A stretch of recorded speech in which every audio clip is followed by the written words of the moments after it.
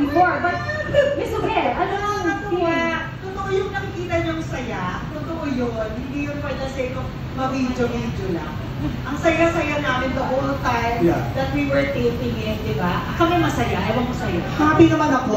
Kaso nga lang, ako lang ako lang ng pang-aasar. At mga langit. Eh, ito talaga yung in-expect. At saka, alam niyo yung ginagawa namin doon, pag nanood niyo yung actual show na, akala niyo meron kaming pinapalo na script, pero most of the time, kami-kami na lang yun out of yung kwentuhan, out of reaction na lang yung banter namin sa isa't isa. So, yung flow ng show napaka-organic.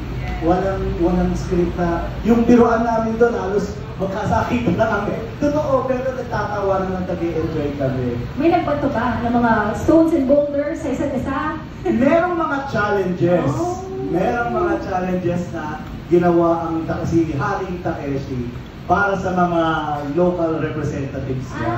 Ay, nice. Pero I wanna ask also, Sasa Girl, you know, they've known each other for a while. You're the newbie here. How did you get along with them?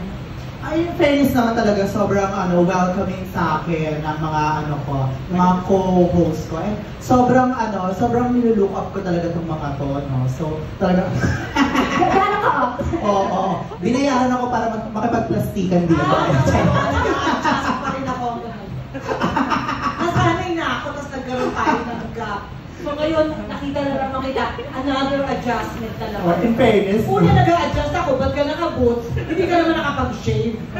Ayun nga, nakakaloka. Akala ko kasi kapag punta natin dito may table. Diyos ko mali, kita-kita yung buhok sa paa.